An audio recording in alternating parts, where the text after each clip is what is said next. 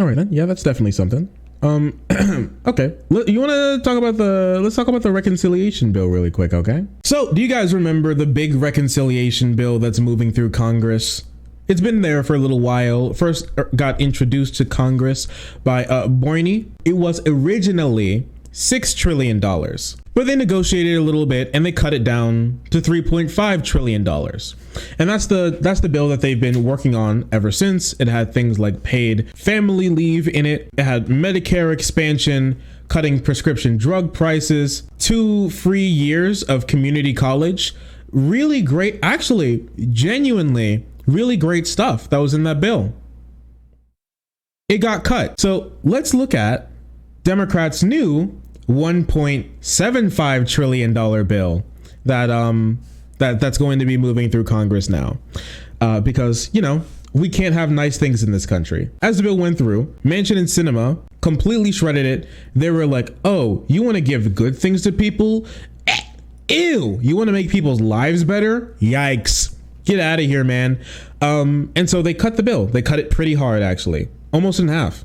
Wasn't it supposed to be $7 trillion? Yeah, it was a little over $6 trillion when it originally was proposed, and then it got negotiated down to 3.5. So it already took a massive cut, but it got cut one more time because that's just what we do here, right? That's just what we do here. We don't have nice things. Protracted negotiations between congressional Democrats and President Biden over the details of his domestic policy agenda.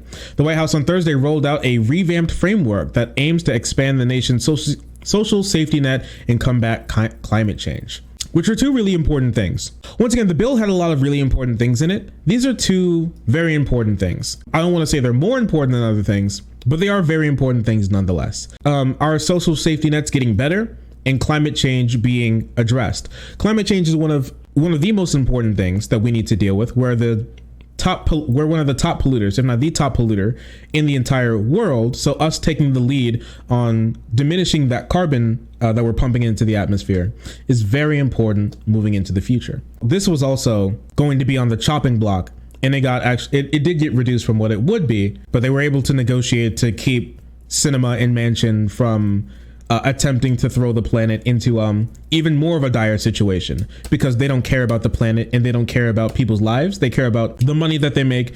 And there's a reason why during all of these negotiations, Sinema and Manchin both spent a long time with their big dollar donors, corporate donors, oil donors when it comes to Manchin, and healthcare donors when it comes to Sinema, while they talk to them about how much they really would like for them to destroy this bill and ruin people's lives. Because that's just what politics is, I guess. Democratic leadership have spent weeks haggling with their colleagues over the size and scope of the package, working to bridge the gaps between a pair of moderates. I don't want to call these people moderates, okay? I don't want to call these people moderates. Sinema and Manchin are not moderates. They are conservatives, all right? They are conservatives. When it comes to the things that were actually in the bill, when it comes to actually American politics, these people are not moderates. Being against the things that was in the package is not a moderate thing to do. It is a conservative thing to do. You can't argue that from any. This is not like on the global stage. If you think of Germany and Swedish politics and you factor that in, actually they're conservative. Not like that. In this country, right here, right now, you talk to people about what they want and what they think the government should do. They are conservatives. Period. And it would make a little bit more sense for Manchin because he comes from West Virginia, even though he won his seat, and there's no reason for him to fear losing his seat anytime soon. And I don't even think he's thinking about running for re-election at the moment. But he has a lot of money tied up in making sure that things, especially like climate change, get whittled down as much as possible. Sinema actually has no excuse besides just wanting more money from the pharmaceutical industry. That's why they almost gave her $1 million to kill things like changes to drug pricing, which she did. So if you or a family member or a friend ever have a problem, if you struggle with paying for healthcare services or medicine, just remember it was Dems like Sinema who took that from you, because apparently you, your family, your grandma don't deserve to have affordable drugs. Your worth for having affordable drugs is below her need to have more money donated to her campaign. So here's the thing. So this got released after they cut it again. Progressives aren't happy. Like me, Obviously not happy. It should have been the full 7 trillion. Honestly, ramp it up 10 trillion is what it should be. We need to spend a lot of money in this country. We are so far behind our sister nations. We are so far where we need to be when it comes to climate change, when it comes to like social safety nets, when it comes to just taking care of people generally. We are leagues behind where a normal civilized society should be. But that's too much to ask for when it comes to the Democrats. Fighting climate change, combating climate change and slowing the rate at which Earth warms will mean transitioning away from fossil fuels. They have unveiled a new package where they're going to be spending $550 billion. I mean, that's good. Need more. A billion trillion. Honestly, make it a trillion billions. Now that I'm thinking about it. Is anyone primarying Cinema? She's going to be up for primary in 2024. So I would imagine so, yeah. As written, the plan would cut more than a gigaton of greenhouse gases by 2030, roughly 50% compared to 2005 levels, according to the White House. 50% reduction compared to 2005 levels, which is great. Cutting in half is great. We need more. Hopefully sometime in the future, we'll be able to get more. But from this bill that we have, it's good. That's a good thing, because one of the things that I was really worried about is that the climate change proposals were going to be completely gutted, and they were cut, but they weren't completely gone. The legislation would provide tax credit to Americans buying new electric vehicles that could provide up to $12,500 in incentives for some families to drop gas guzzling vehicles. This is actually a really good thing. I was actually really thinking about getting an electric car. I hate paying for gas. I hate going to gas stations. I hate that. So the sooner I can not go to a gas station, and unless it's for me to go get those like little peach gummies and I don't know, some Mike's Hard Lemonade. I wish that's the only reason I go to a gas station these days. I'm not going to lie to you. So a lot of people buy electric cars, especially since a lot of electric cars aren't super affordable as a bunch of gas cars that are on the market. I mean, remember when people like Elon Musk said that he was going to have a $30,000 electric car by 2020? What year is it? Curious. Manchin objected to $150 billion in clean electricity performance program contained in the original proposal, which would pay utility companies to increase renewable energy supplies by 4% per year and fine companies who didn't hit the benchmark. So, wow, really curious. The energy companies doing good things and removing fossil fuels. Who could imagine? Who could imagine he didn't want that to happen? Childcare and universal pre-K. Biden's framework includes $400 billion for childcare and preschool through programs funded for 6 years. For just 6 years, but it's funded at the moment. Just trust the companies. Hey, listen, just trust the companies that got us into this situation already, bro. They're just going to do it anyways, bro. In addition to expanding access to universal preschool for all 3 and 4 year olds, the plan also limits child care costs for some families. No more than 7% of income. Parents must adhere to work requirements to qualify. So it's unfortunate. This would have just been straight, can't be more than 7% of income, or they would just make childcare free. That's what they were thinking of originally. But obviously, Cinema and Manchin don't like the idea of people getting nice things. They made sure to means test it to where they have to have work requirements. I'm not sure exactly what those work requirements are, because some people may fall out of that. But there are some work requirements that you're going to have to apply for. But a lot of people will be able to be on this, and that's a great thing. It's going to free a lot of people up when it comes to childcare, because that's a really important thing, and lots of people spend a lot of money where they really didn't have to. And we got a Medicare expansion as well. This heavily debated provision would expand Medicare to cover hearing services, but the framework eliminated a proposal for Medicare to include dental and vision benefits, a key priority for Senator Sanders. What the fuck? Why do these people hate human beings so bad? You ever think about that? You ever think about how you're just chilling and these people are like, man, I want there to be more suffering in the world. You want to stop suffering? No. What's the point? Genuinely, what's the point? I think about this sometimes. Why do you just hate people? Why are you just a bad person? You could just not. Why don't we want to pay for people's dental and vision?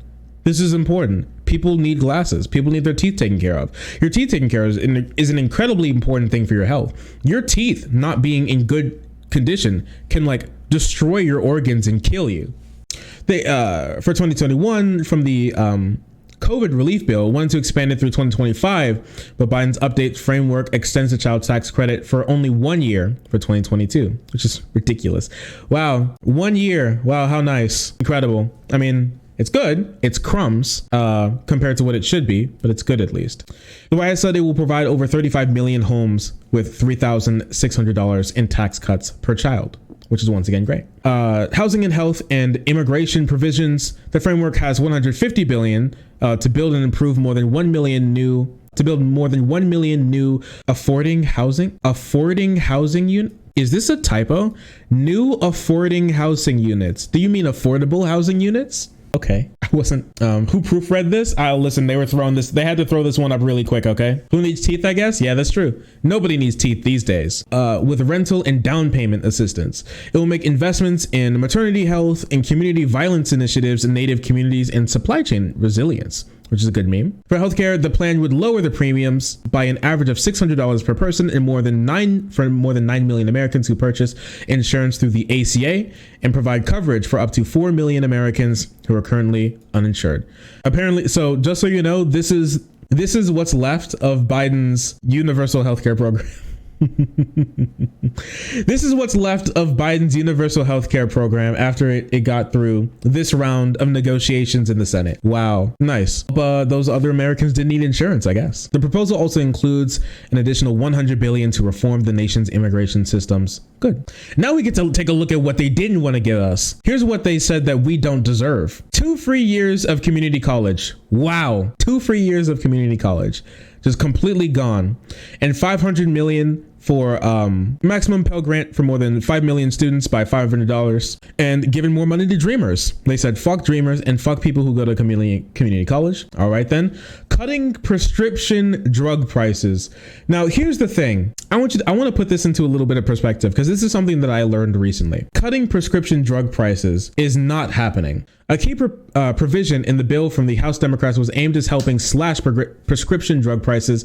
Americans on average pay 2 to 3 times as much as other countries for prescription drugs. But we're not getting that. I want to put this into perspective, okay? When do you think that the Democrats started really making it a part of their policy platform to reform prescription drug prices? When do you think that was? Just take a guess. How long ago was this?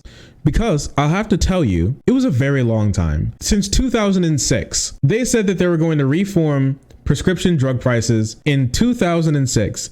Just to let you know, I was 6 back then. I was 7. I was 7 years old when Democrats first said that they were going to reform prescription drug prices. I was 7 years old. I am now 22 years old. I'm about to turn 23. And Democrats still haven't reformed prescription drug prices. And you wonder why people feel like they don't want to be a part of the political process anymore. They're trying. We're trying.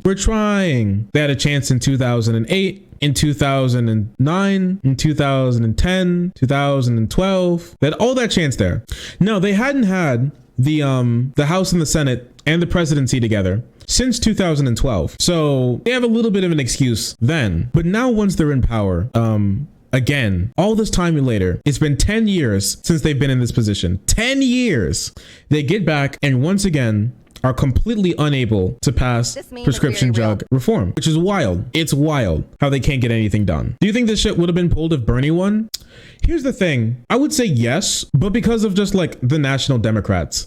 They didn't run on, this is a genuine question for all of you. What do you remember the most about the Democrats' message in This meme is very for the 2020 election? What was their message? What was it? If you can put into a single sentence, what would the Democrats' message be from the 2020 election? Nothing will fundamentally change. Yeah, we're not Trump. We're not Trump. That's what most people remember. I feel like if you ask most people about what the Democrats were running on in 2020, if you can have them sum it up in one sentence, they would say beat Trump or get Trump out of office. So they didn't necessarily, and it was wild because all of them during the primary were trying to take steps towards being more like Bernie. And a lot of them were bringing up policy, and it was really policy focused at some points in time. But that all got thrown by the wayside once we got into the general election. And then a lot of things that we were talking about was just, let's beat Trump. And that wasn't just nationally. that was across the country. A lot of Democrats were running on, I'm gonna be with Biden and the Republicans won't be in office. Beat Trump. And that was it. That was kind of it. No, obviously they had their own policy, but if you ask people for what they were really running on, it would be beat Trump. And guess what happened? There was a lot of, political fervor. A lot of people came out to vote, but the Democrats didn't do nearly as well as they were propositioned to. Remember, like 538 and all the other predictions and some polls were saying, hey, they were doing well. But as we got closer to the election, they were starting to drop. And then it went from Democrats gaining seats in the House to them almost losing the House, and Democrats gaining gaining like a 53 majority, 53 to 47 majority, to getting only a 50-50 majority and barely getting the smallest possible majority. They almost completely failed. And honestly, I'm going to say the 2020 was a failure for Democrats. It was another failure. And so people are like, man, this party just keeps failing 24/7. They just can't stop failing. And once they're in office again, since 10 years since them being in office, they still can't get the things that they promise. Now, obviously, they have an excuse, which is, Cinnamon Mansion. But if I'm going to be completely honest with you, I really feel like if they had more Democrats, they'd have people like Chris Coons stepping up, maybe even John Tester stepping up and being like, yeah, these are good things. We don't really need them. We don't really need them. I mean, they did that exact same thing when it came to the $15 minimum wage. So what are you going to do? The party is so out of step with just the American populace and even their own voter base, to the point where, what are you going to do? You kind of just have to wait for them to crumble. And this is why this is so dangerous, because we're starting to get to a level of real stagnation. We're starting to get to some real stagnation in the country. We're just going to there are going to be problems. Things are going to pile up. If you remember back in 2020, when the pandemic hit, there were people who were there were some states where 60% of renters were going to lose their house. 60% of renters in some states, the entire state, not cities, not counties, the entire state, 60% of renters were at jeopardy of losing their homes. That's bad. The fact that there are 60% of people that are in positions that are that precarious all around the country is incredible, and it's only getting worse. There are hundreds of thousands of people who slipped into poverty. There are many people who are homeless now, many people who are out of work. There are massive problems in this country. While Republicans are dealing with Aunt Jemima and beans, Democrats are promising things but never are able to get them done. We've reached a level of stagnation that is going to create a lot of political animus. And we're seeing it with a lot of Republicans. They're getting antsy. They tried to overthrow the Capitol. A lot of them are probably going to start to do even more shootings soon, because they feel like it's their time, their moment to try and take over the country. And people are going to start looking for some more radical people. And a lot of those people are going to be a lot of right-wing populists, fascists, who come up and promise a lot with a really hardcore sort of nationalist, chauvinist tint to it. And people are going to be like, man, these guys get nothing done. It's either we don't vote or some people vote for them. And the thing is, a lot of people can just opt out of voting and then they get voted in to office, period, just because we have a low voter turnout. So this is really bad. Now, the Democrats still have another chance to pass some of these things that got cut from this bill. They have one more swing at reconciliation next year, is when that's when they get their next reconciliation bill to pass in that fiscal year before 2022 rolls around, where more likely than not, at the very least, they're going to lose the House. Now, it's up in the air whether they'll lose the Senate, but it's pretty clear at the moment they're going to lose the House. And they probably won't have the House again for a couple of election cycles. Okay? So that's probably the case. That's just going to happen. With the gerrymandering that's going on, that's probably just going to happen for a while. So here's where we are with this bill being trimmed incredibly.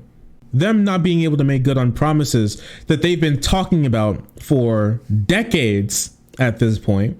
People are going to start to finally kind of give up. A lot of people kind of gave up during the Obama administration. A lot of people gave up during Clinton's failed attempt at having an administration. I feel like a lot of people, if they don't pass anything better, are going to start to give up after the Biden administration as well, because at this point, it would be completely demoralizing. There are so many people who spend so much money and so much time to get the Democrats into office, only for them to like rest on their laurels again, learn almost nothing from Clinton's failed presidential run, and run on "We're not Trump" again, and then almost not even get a majority in either house. And honestly, the presidency was closer than a lot of people were expecting as well. Now, it went well, but in some places it couldn't have. Remember, like Georgia was 9,000 votes, Wisconsin was 12,000 votes. Was Arizona another like 6,000 votes or something, or 9,000 or 12,000, one of the two. Very, very close election, down to the wire, within a percentage point. So the Dems are going to have to do a lot to change their message and to change the way they engage with politics for them to have a decent future, and not have their entire base kind of want to give up on them. And I mean, the Democrats have already given up on some parts of the country. I mean, remember, Biden said when he was running for president that Latinos weren't even a part of his election strategy. So he didn't even care that much about the Rust Belt. And so because of that, a lot of Hispanic people didn't come out. And guess what? That hurt some down ballot races in the Rust Belt. There are a lot of people, in the Sun Belt. So in like Texas, Arizona, New Mexico, those places, they lost a lot of support. What are you going to do? And the things in this bill, they're great. I'd love to see the progressives fight more on it, to get some of that stuff that was cut out of it back, because we're not just playing on Manchin and Sinema's rules. Once again, there are progressives and we have demands as well. And some of those are non-negotiable. Bernie did a great job to making sure that Manchin and Sinema didn't completely gut all of the healthcare that we had, but they still really harmed it. At this point, what's the point of voting? Keep the Republicans out of office. And that sounds like a meme, but I'm genuinely telling you, you don't want the Republicans to be in office. You really don't. And I know some people like brush that to the side. You don't know how much they hate human beings. I know some people haven't like the things that they can do to society at large and the general populace if they get like complete control over a place is demonstrable. It's like nightmare fuel. Basically, they're absolute ghouls. They're demons. They're just evil. A lot of them are just evil. So, I mean, Ted Cruz was in the Senate, like, what was it, yesterday? Defending Nazi salutes. He was like, we need to make sure that we don't punish people for doing Nazi salutes in like school board meetings. So if you want more of that, then I mean, okay. I just have to tell you that you're going to be sacrificing a lot of minorities. You do. And once again, I mean, obviously it's your right not to vote. I'm just saying that you should balance you being like, man, fuck Democrats with the minorities who will lose their lives if Republicans get into office. I mean, yeah, you can just look at Texas. Yeah, Texas is Fallout New Vegas. You can just look at places like Texas, or you look at a lot of places in the like, what was it? Alabama? Was it Alabama? Alabama has their population shrunk for the first time in 2020 because so many people died of COVID. Like ever since Alabama was a part of the United States, year over year, their population has not shrunk until 2020 because so many people died of COVID. Like they've turned into a complete death cult, and they want to kill other people. So listen, we can be like, man, fuck Democrats, but the solution to this isn't like not to vote for Democrats, it's to vote for better ones. But it feels a little doomer, so I'll give you some anti-doomer as well, okay? Because we fill it with doomer, but we got to fill it with anti-doomer as well. Society is changing, and like pretty fast as well. We talk about this a lot, but Gen Z is coming up. Gen Z is a lot of Gen Z is starting to come into the voting populace in the next couple of years. So that's really good. The country's moving leftward constantly. Remember, $15 minimum wage didn't fail a single general ballot. Direct ballot. Legalizing marijuana didn't fail a single direct ballot. Unionizing, striking has gone up significantly. So we have a lot of problems, but it's not like these things are irreversible. And one thing to constantly remember, the Republicans are getting this bad because they're scared.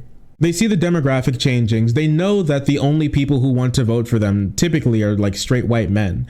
And as like the demographics change and there are more people who aren't like them, and they don't want to try to appeal to anyone who's other than that kind of person, they've completely bought into white identity politics and don't want to try and appeal to anyone. That's why they put through these laws to make it so hard to vote. That's why they put through these laws to make it so hard to be a part of the political process and make sure that people have to worry about where they get their food next, where they're going to rest their head next, so they don't spend time reading up for what the Republicans are actually doing and don't go out and vote and get demoralized and not vote. So it's great to see a lot of Zoomers be really involved in politics, me, myself included, as a Zoomy boy.